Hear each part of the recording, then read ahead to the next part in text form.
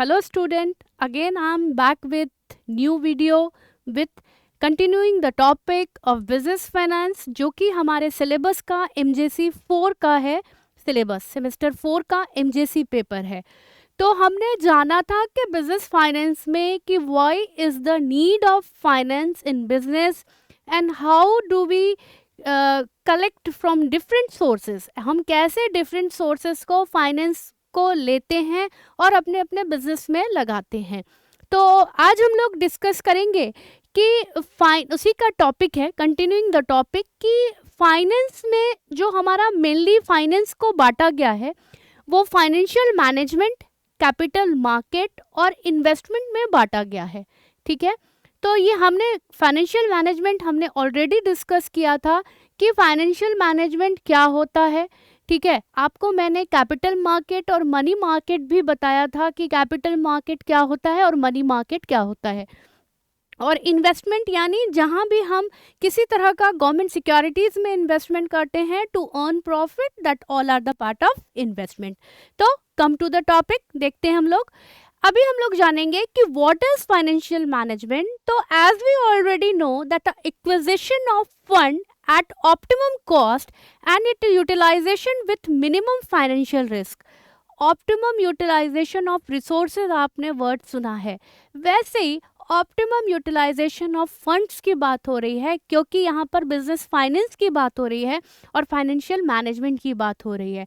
तो जैसे ही acquisition of fund word आएगा मतलब यूज ऑफ फंड की बात आएगी। किसकी बात आएगी? यूज ऑफ फंड की बात आएगी, राइट? किसकी बात आएगी? यूज ऑफ फंड की बात आएगी। तो जब हम किसी भी तरह के फंड्स का यूज कर रहे हैं, ठीक, क्या कर रहे हैं हम? फंड्स का यूज कर रहे हैं। तो फंड्स का हम यूज कहाँ कहाँ पर करेंगे और कैसे करेंगे, that is known as proper use of funds. उसके बाद है there are goals of financial management. आज फाइनेंशियल मैनेजमेंट के अंदर जब हम काम करते हैं, बिजनेस में हम फाइनेंस लगा रहे हैं, तो सबसे पहले इसके कुछ गोल्स हैं।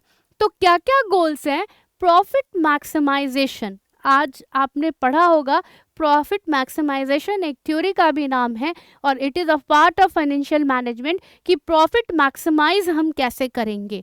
तो सबसे पहले हम देखते हैं कि किसी भी चीज़ का हम प्रोडक्शन कर रहे हैं तो हमें कॉस्ट क्या पड़ रहा है, और उसके बाद हम उसमें हम अपने प्रॉफिट को ऐड ऑन करके उस प्रोडक्ट को मार्केट में लॉन्च करते हैं सेल्स के लिए। तो प्रॉफिट मैक्सिमाइजेशन थ्योरी जो है वो प्रॉफिट आफ्टर टैक्स की बात करती है। ठीक है, वैसे मैक्सिमाइजिंग अर्निंग पर शेयर की बात हो रही है। अर्निंग पर शेयर आपको पता है कि आपने शेयर चैप्टर भी पढ़ा है कि शेयर यानी हम यहाँ पर पहले पर शेयर का प्राइस निकालते हैं, वैसे ही कंपनी कितने शेयर इशू कर रही है, on the basis of that maximising earning per share की बात होती है। After is that share holders wealth maximisation. Share holder wealth maximisation हमने बात की थी कि जो प्रॉफिट का हिस्सा है, ठीक है, आज जो profit it is a part of dividend, आपको पता है कि पार्ट ऑफ प्रॉफिट होता है। तो जब हम शेयर होल्डर फंड्स की बात करते हैं तो आज हमको अगर हमारे कंपनी को हमको प्रॉफिट हो रहा है तो हम उसको डिस्ट्रीब्यूट करते हैं, that is known as share holder fund, यानी अपने शेयर होल्डर्स को भी हम पार्ट ऑफ प्रॉफिट देते हैं। प्रॉफिट मैक्सिमाइजेशन का मेन एम क्या है? तो main M is earning profit. अभी बताया मैंने आपको वही सेम चीज कि इसका मेन मकसद है प्रॉफिट अर्न करना।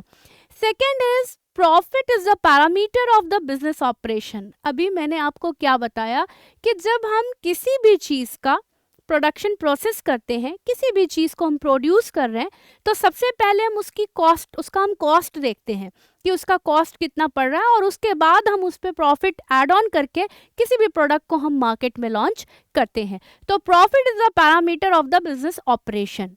Next point is profit reduces risk of the business concern. आप जब एक बार किसी भी चीज़ का रिस्क लेते हो, कहीं आप पैसा इन्वेस्ट कर रहे हो और आपको प्रॉफिट होता है, तो you are reducing the risk of the business concern, आपका कॉन्फिडेंस बढ़ता है, and again you will invest in any business, और अगेन आप फिर बिजनेस में इन्वेस्ट करने का सोचते हो।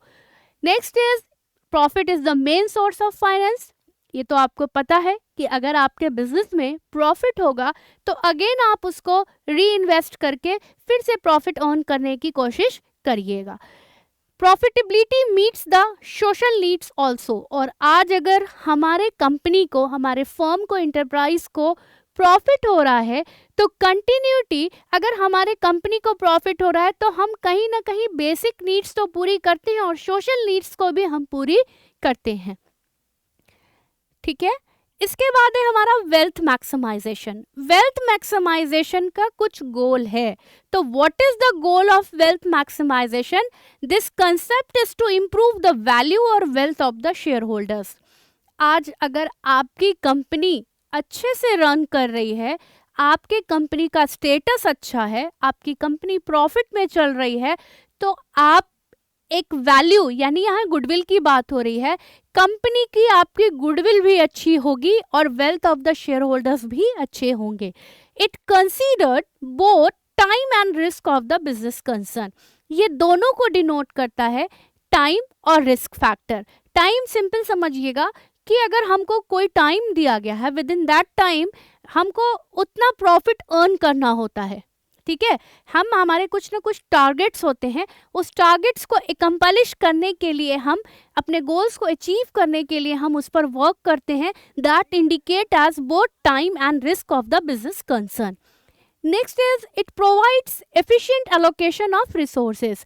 जब हम एलोकेशन ऑफ रिसोर्सेज की बात करेंगे तो प्रॉपर यूटिलाइजेशन ऑफ फंड की बात हो रही है, एफिशिएंट यूटिलाइजेशन ऑफ रिसोर्सेज की बात हो रही है और फंड की बात हो रही है।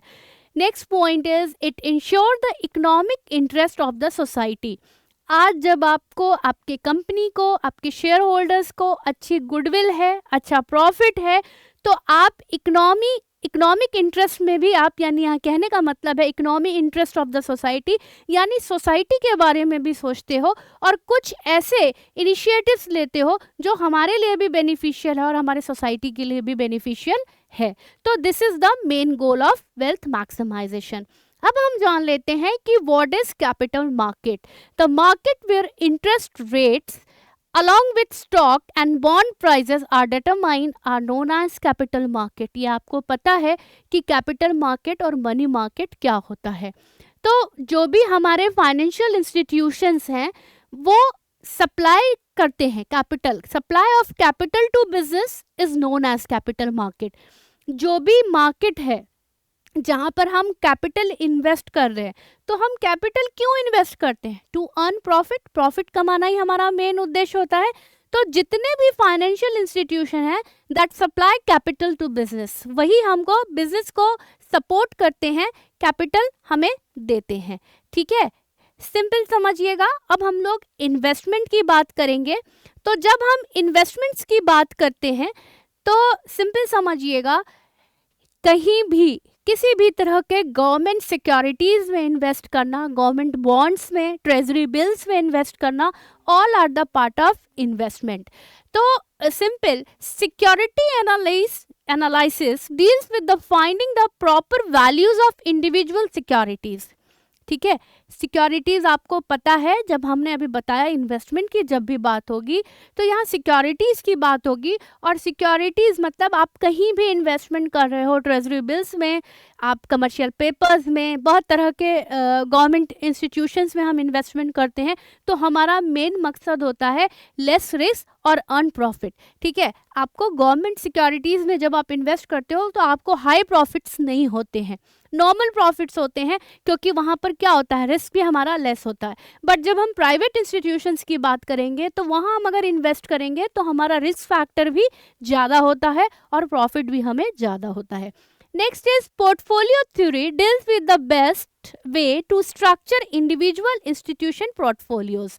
ये इट इज़ अ टाइप, मतलब ये एक इन्वेस्टमेंट का टाइप है पोर्टफोलियो थ्योरी, इसीलिए हमें देखना है, नहीं तो हमें सिक्योरिटीज़ में स्पेशली कैपिटल मार्केट को ज़्यादा ध्यान से पढ़ना है।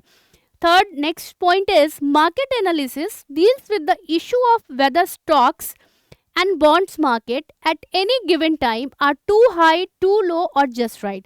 मार्केट एनालाइज करता है कि कभी कभी हमारा जो स्टॉक मार्केट है उसमें क्या होता है, प्राइस कभी हाई होते हैं, कभी नॉर्मल होते हैं और कभी बहुत लो होते हैं। तो ये तो आपको पता है। जब हम कैपिटल मार्केट की बात करें या स्टॉक्स और बॉन्ड्स की बात करें, आपने शेयर वर्ड सुना होगा, स्टॉक एक्सचेंज।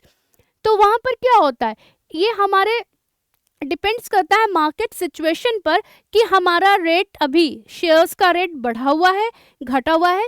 तो अगर मार्केट हमारा बूम और डिप्रेशन वर्ड सुना होगा आपने, बूम में चल रहा है तो हमारे शेयर्स का मार्केट रेट भी बढ़ता है। बट अगर हमारी इकोनॉमी जो है डिप्रेशन में चल रही है तो कहीं ना कहीं शेयर्स का रेट भी, हमारा कंपनीज का रेट जो भी शेयर्स है वो गिरता रहता है। Next is there are two pillars of finance, risk and return. ये तो आप सबको पता होगा, एक रिस्क एक ऐसा फैक्टर है, नो रिस्क नो गेन। तो आप रिस्क कवर करते हो तो गेन आपको मिलता है। रिटर्न सिंपल उसी चीज को डिनोट करता है। तो ये फाइनेंस के पिलर हैं, these are working as a finance pillar, risk and return. So there is a relationship between risk and return. क्या रिलेशनशिप है रिस्क और रिटर्न में? तो smaller the risk the lower the return. ये अभी चीज मैंने आपको सिंपली समझाई कि अगर हम गवर्नमेंट सिक्योरिटीज में, ट्रेजरी बिल्स में, कमर्शियल पेपर्स में, कहीं भी तरह के हम गवर्नमेंट सिक्योरिटीज में जब पैसा लगाते हैं तो हमारे पास क्या होता है, smaller the risk lower the returns. Risk भी कम होता है और जो रिटर्न्स होता है वो कम मिलता है बट मिलता है। ठीक है, क्योंकि जो प्राइवेट इंस्टीट्यूशंस हैं कंपेयरिंग टू गवर्नमेंट इंस्टीट्यूशन, और प्राइवेट इंस्टीट्यूशंस में क्या होता है, higher the risk and higher the return. Risk भी ज़्यादा है, रिस्क का फैक्टर भी बड़ा है, तो हमारा प्रॉफिट जो है वो भी हमें ज़्यादा होता है।